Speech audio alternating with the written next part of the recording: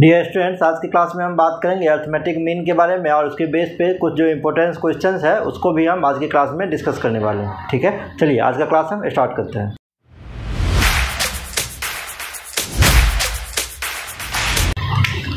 आज का टॉपिक है आपका अर्थमेटिक मीन। अर्थमेटिक मीन, इसी को हम लोग शॉर्ट फॉर्म में AM भी कहते हैं। क्या होता है ये? तो if ABC are in AP, अगर 3 नंबर AP में कोई भी दिया हुआ है, then B is called AM of A and C। अगर कोई भी नंबर 3 नंबर AP में दिया हुआ है तो मिडिल टर्म को हम लोग क्या कहेंगे? AM कहेंगे, जो बाकी 2 अदर टर्म बचा हुआ उसका। यहाँ पे मिडिल टर्म क्या है? B है, तो B AM हो जाएगा, अर्थमेटिक मीन हो जाएगा किसका? A एंड C का।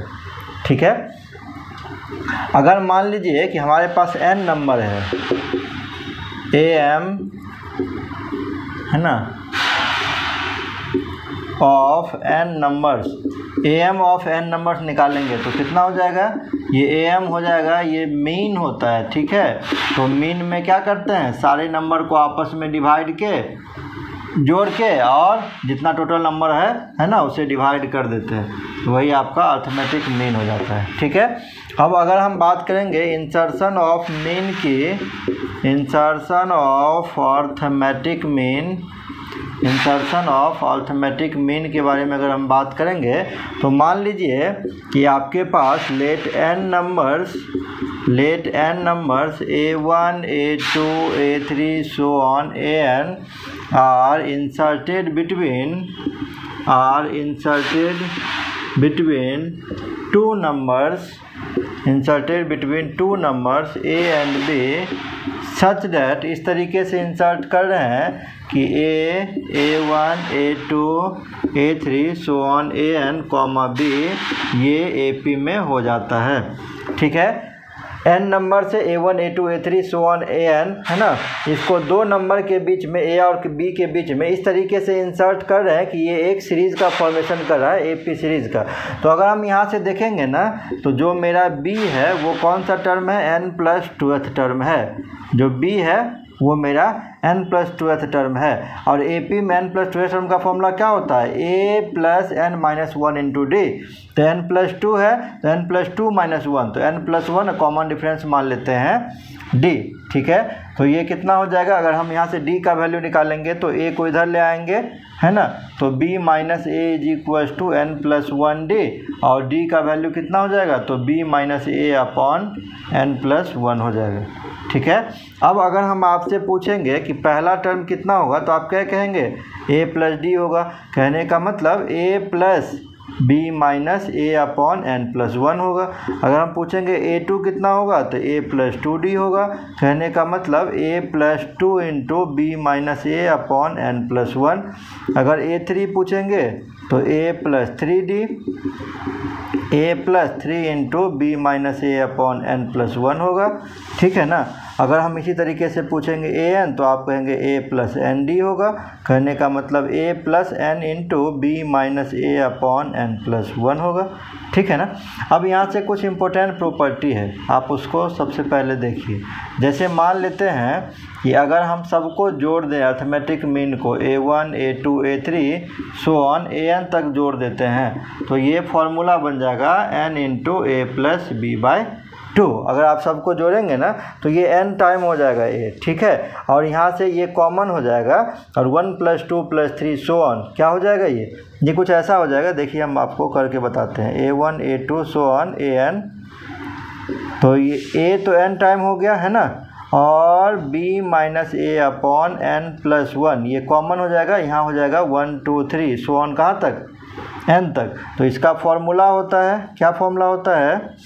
B - A/n+1, इसका फॉर्मूला होता है क्या? n × n+1 / 2। तो n+1 से n+1 कट जाएगा, और जब आप इसको सॉल्व करेंगे तो ये आपका यही आ जाएगा, n × A + B/2। ठीक है, अब अगर हम if single AM A is inserted between is inserted between A and B, then A का वैल्यू कितना होगा, देन इसके केस में ए का वैल्यू हो जाएगा a प्लस बी बाई 2। कैसे होगा, तो अगर हम a को इंसर्ट करेंगे तो ये r इन ए पी हो जाएगा, होगा ना। और d का वैल्यू अभी हम निकाल लेते हैं b माइनस ए अपॉन n प्लस 1। कितना a हम इंसर्ट कर रहे हैं तो 1, तो इस केस में d का वैल्यू कितना हो जाएगा, d का वैल्यू हो जाएगा b माइनस ए अपॉन 2, है ना।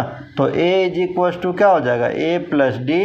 तो a प्लस डी कितना, b माइनस ए अपॉन 2। सॉल्व आप कीजिएगा तो आपका यही आ जाएगा a प्लस बी बाई 2। अगर कहेगा 2 am इंसर्ट करने के लिए, ठीक है, जैसे मान लीजिए a1 a2 b, 2 am insert कर रहे हैं a और b के बीच में, देन उस केस में d का वैल्यू आपका कितना हो जाएगा, तो b माइनस ए बाई 3 हो जाएगा, क्योंकि n प्लस 1 फार्मूला है और n कितना इंसर्ट कर रहे हैं आप, 2 am इंसर्ट कर रहे हैं, तो 2 प्लस 1 3 हो जाएगा। इस केस में जब आप a1 का वैल्यू निकालेंगे तो a प्लस डी, कहने का मतलब a plus B minus A by 3, जब आप सॉल्व करेंगे तो 2a प्लस बी बाई 3 हो जाएगा। और जब आप a2 निकालेंगे तो a प्लस 2d, है ना, तो a plus twice into B minus A by 3, जब आप इसको सॉल्व करेंगे तो a प्लस 2b बाई 3 हो जाएगा ये। तो इस तरीके से आप निकाल सकते हैं 2 am को 3 am को इंसर्ट करके, है ना।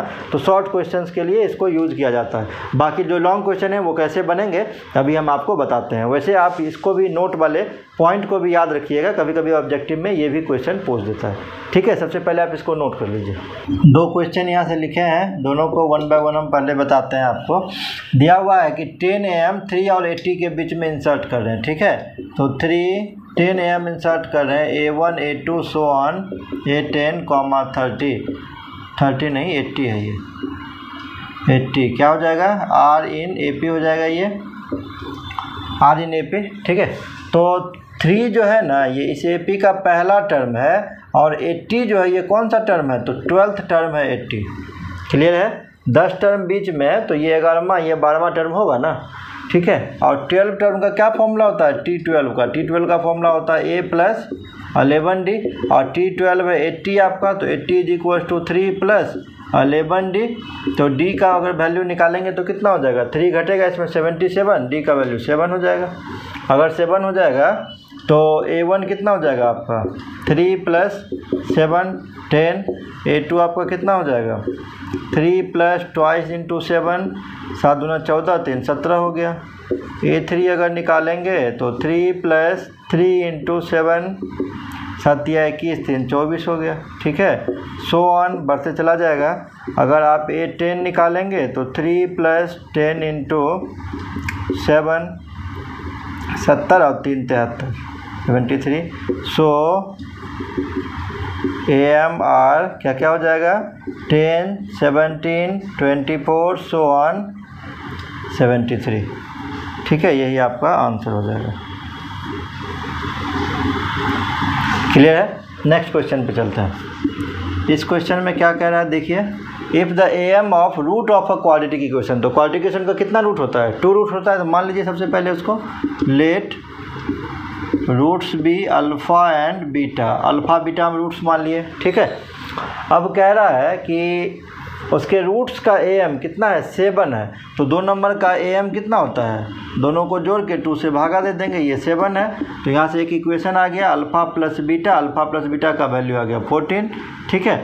और आगे क्या कह रहा है, and AM of their reciprocal, तो दोनों को उल्टा कर दीजिए, है ना, अपॉन 2, AM ही निकालना, ये है आपका 7/2, कोई दिक्कत नहीं है, इसको सॉल्व कर लीजिए।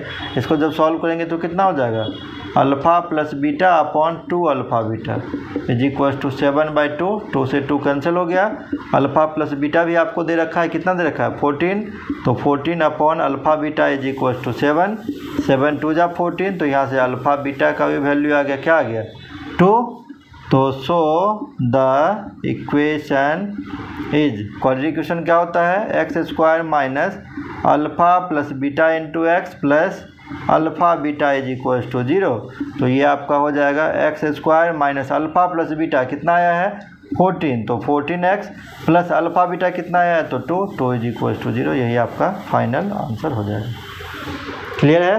नेक्स्ट क्वेश्चन ये लिए हैं, इसमें 19 AM, ठीक है, A1 से लेकर A19 ये दो नंबर के बीच में 102 और 2 के बीच में इंसर्ट किया गया है और इसका सम भी दे रखा है, सम S है, ठीक है। देन इसका वैल्यू फाइंड करना है।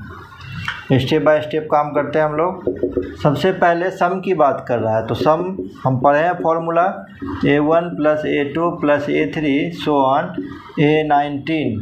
क्या फॉर्मूला पढ़े हैं? n/2 A + B, यही फॉर्मूला पढ़े हैं, ठीक है ना। A और B कितना दे रखा है? A और B, A मतलब पहला टर्म किस दो नंबर के बीच में है?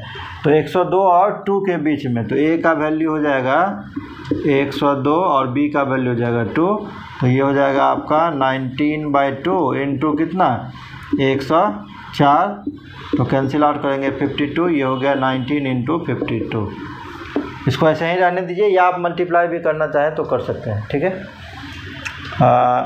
नाउ क्या दिया हुआ? दो नंबर के बीच में इंसर्ट कर रहा है, तो 101 A1 A2 A19, 2 किस में हो जाएगा? ये चूँकि AM है तो ये AP में हो जाएगा। 2 कौन सा टर्म होगा?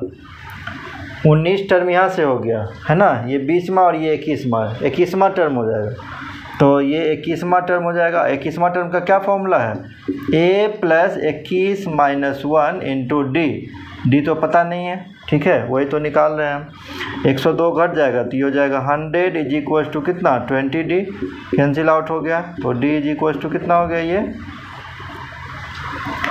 5 नहीं -5 ना, -100 हुआ ना इधर। D = -5, ठीक है। पूछ क्या रहा है ये? हाँ, इसका वैल्यू पूछ रहा है तो आपको निकालना पड़ेगा। देयरफॉर है ना, सो लिखिए आप A17 = तो फर्स्ट टर्म 102 + 17 इंटू D, तो -5, तो ये हो गया 102 - 17 = 85 है ना। कितना बच जाएगा? 15 × 2 = 17, 17, और A10 कितना हो जाएगा आपका? 102 + 10 इंटू -5, तो 102 में से आप 50 को माइनस कर दीजिए, तो कितना बच जाएगा आपका? 52। Therefore S upon A17 + 2 into A10 = S कितना निकाले हैं आप? 19 × 52, ये आपका S का वैल्यू है। A17 कितना निकला है? 17 + 2 इंटू A10 का वैल्यू कितना है? 52, तो 52 से 52 डायरेक्ट कट गया, 17 × 2 = 19, तो 19 से ये 19 कट गया, तो वैल्यू कितना हो गया? 1। यही आपका फाइनल आंसर हो जाएगा। क्वेश्चन ठीक है, आप इसको भी ध्यान में रख सकते हैं। वैसे जो हम बता रहे हैं क्लास में क्वेश्चन अभी, वो सब इंपॉर्टेंट ही क्वेश्चन है ना। छोटा मोटा क्वेश्चन तो हम यहाँ से ले ही नहीं रहे, छोटा मोटा क्वेश्चन आपसे खुद ही बन जाएगा, ठीक है ना। आप इसको नोट कर लीजिए, और आज की क्लास के लिए हम इतना ही रखते हैं। नेक्स्ट क्लास में मिलते हैं। नेक्स्ट क्लास में हम शुरुआत करेंगे ज्योमेट्रिक प्रोग्रेशन के बारे में, ठीक है। तो आज का क्लास हम यहीं पे ख़त्म करते हैं, मिलते हैं नेक्स्ट लेक्चर में, है ना। Thank you.